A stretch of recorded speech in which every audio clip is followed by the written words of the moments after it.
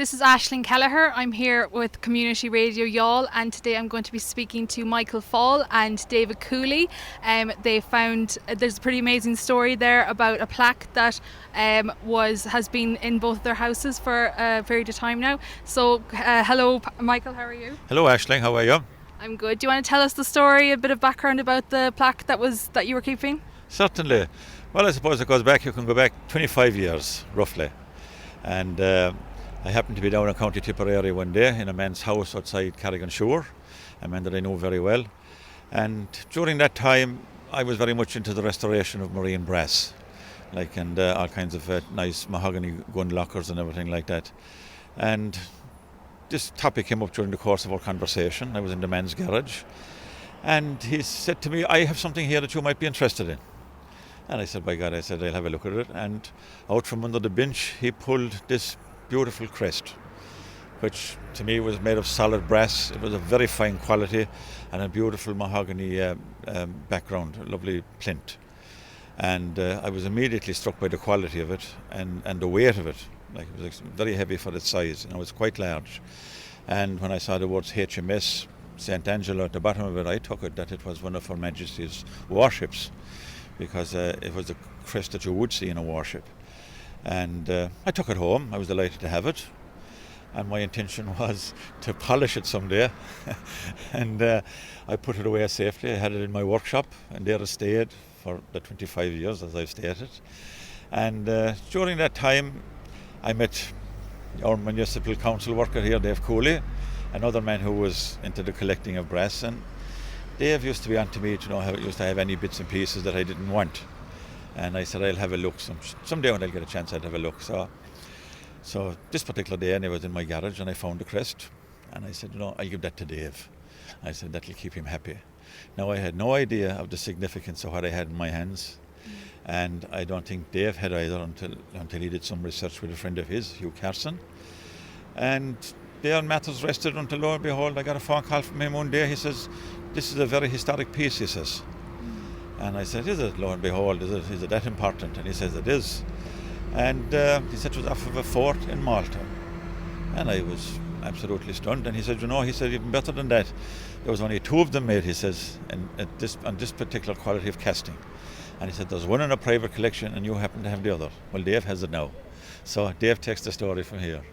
Brilliant, Dave. And you donated it as well recently. Can you talk about the research that you did on it and how you came upon discovering the significance of it? Well, I gave it to Youghal Carson about 2 years previously, and he had it for 2 years, and he searched it. And he came along to me there a few weeks ago, and he said to me, "We're going aboard the ship, this James Joyce, above in Ringaskiddy. Mick Fawl was supposed to go with me, but unfortunately Mick couldn't make it. So Youghal came with me, and we handed it over to Captain Lieutenant Commander Manning, and now it's out in the Mediterranean on board the James Joyce, which will be docking in about the middle of September. And we're to Postcover, I think, around the 22nd of September. And there's the Irish Navy is giving us a cocktail reception by the Irish ambassador on board the ship, and I'm to present that to the Maltese Museum and its people. I'm so delighted that I handed it up, because it's history in the making. It's only once in a lifetime I'm making maritime history on board an Irish ship. I think I'll be the first Youghal man ever to have made maritime history above the Youghal ship, or the James Joyce ship, I should say. I can't wait to get there. I'm so delighted, and I'm so delighted I got off of Michael, because we'd never have found out where it came from until I got it off of Michael, and I'm so delighted. We should also point out that the Maltese themselves are extremely excited about this find, and they're really looking forward to actually receiving the crest. Dave will sign the formal papers of transfer of ownership on board the James Joyce at the formal reception. But prior to that, we will have plenty of entertainment. I think there's plenty of entertainment lined up for us, and including a walk around the famous fort itself and their museum, and we're all looking forward to it. Brilliant. It's a really, really amazing story. Can you speak about the significance it has to Malta in World War II? Well, it's my understanding that it has huge significance for the people of Malta, and particularly the people who actually who are in charge of the museum in Valletta. And I believe that it was one of only two crests, or two original crests, that were made to this specification and to this standard of workmanship.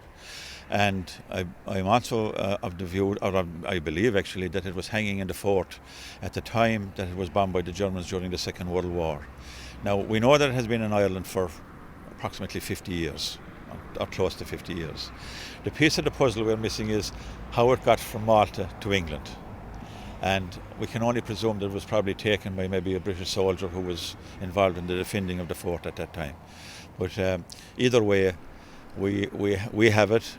We were extremely proud to be associated with it. We are absolutely thrilled that it's going home. I know I've been asked, and I think Dave has been asked, did you ever consider selling it? I think it would be entirely the wrong thing to do.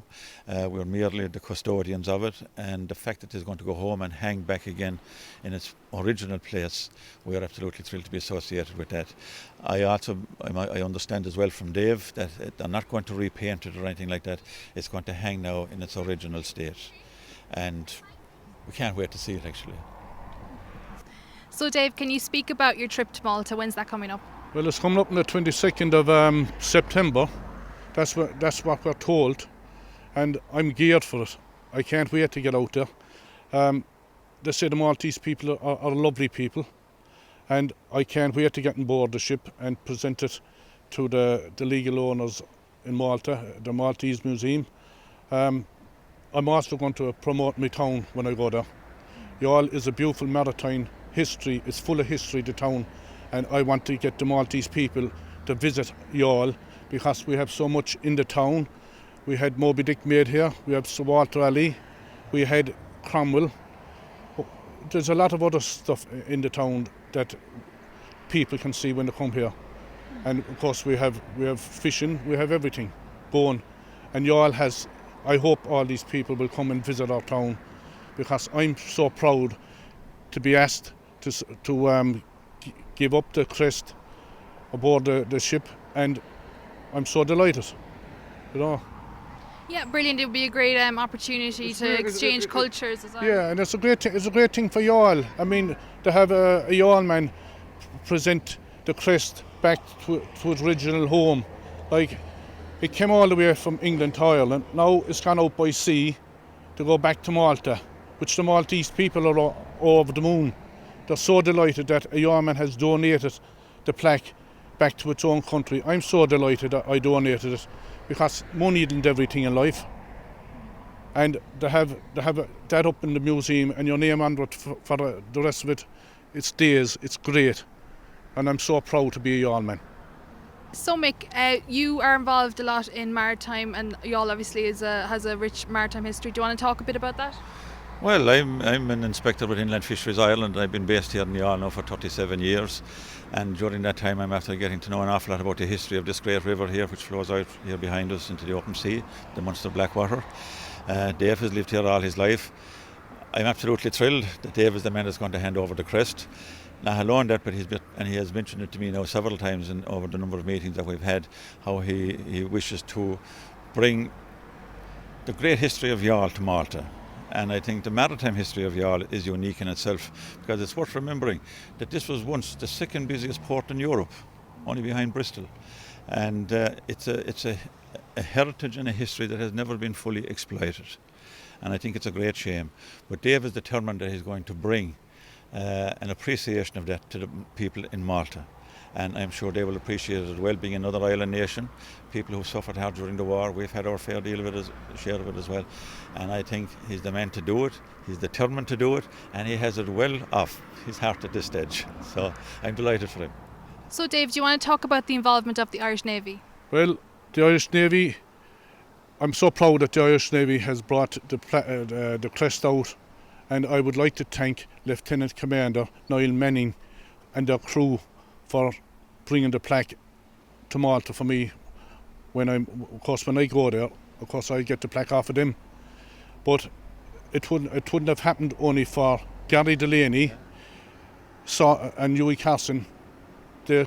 Gary got all the Navy to bring the crest over, and the headquarters in Dublin got involved.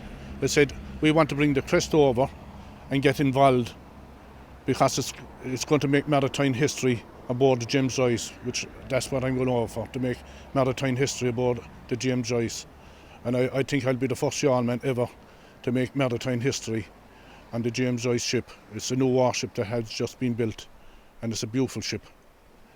Well, I think it's absolutely fantastic that we have our own Navy involved, and I think it's a great tribute to the work of Hugh Carson, who's not with us today, and the amount of research that he did with the naval authorities, particularly Gary Delaney and the Commodore of the Irish Navy, who facilitated the transportation of the Crest. As you know, the James Joyce is one of the newest ships in the Irish fleet, and it's presently in the Mediterranean doing great humanitarian work. It's rescuing hundreds and hundreds of refugees.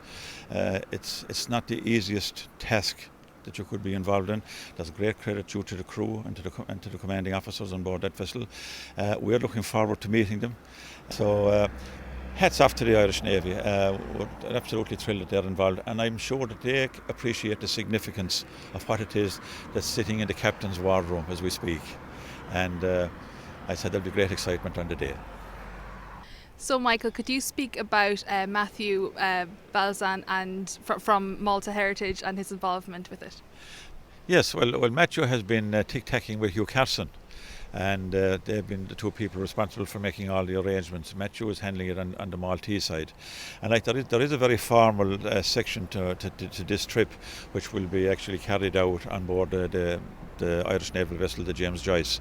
There will be a formal signing of papers on transfer of ownership, and that will have to be documented.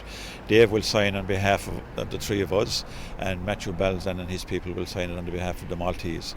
So once that's done, the Crest passes from ownership of Dave Cooley to the Maltese authorities, and it'll be up to them then to hang it, and hopefully we'll see that before we leave. So you're both pretty excited for heading to Malta? We are. I can't wait to get there. Neither can my wife. She's only waiting to see the country. She heard it's so beautiful, and I heard it is a beautiful place to go for a holiday, and I'm looking forward to it. So what more can I say? Brilliant. And yourself? Oh yes, certainly. But I met a lady only the other day in Fermoy who lives in Malta, and we were discussing this trip we were going to make, and the heat, she said, is a serious factor out there. Like, you're at 40 degrees plus, so that's going to be something I'm going to have to think carefully about, because I don't like that intensity of heat, you know. But certainly, of course, it is going to be a very unusual event, like, and it's going to be great. We'll be there in the presence of the Irish ambassador, our own Navy people, and Dave and Hughie, myself, and our wives will be there as well. So, you know, it'll be a unique occasion. Brilliant. It sounds like a great experience, and best of luck. I was talking to Julie Angelo the other day, and she said my husband didn't know why you were coming out there. When the lads told him there's a crest aboard the ship, it is very valuable, and that's why he's coming out here to present it to the Maltese Museum. And also he said that he has got the accordion because you're going to be asked to sing on board the ship. So I'm looking forward to it, really, because I'm over the moon to be asked out to present a crest to the museum in Malta. It is a great honour for the yeoman to get, and I hope that the weather will be fine, and I hope Michael won't get scalded. So thanks very much, David and Michael, for speaking to me, and have a great experience. It sounds like a great experience. This is Aisling Kelleher from Community Radio Youghal, CRY 104 FM in County Cork.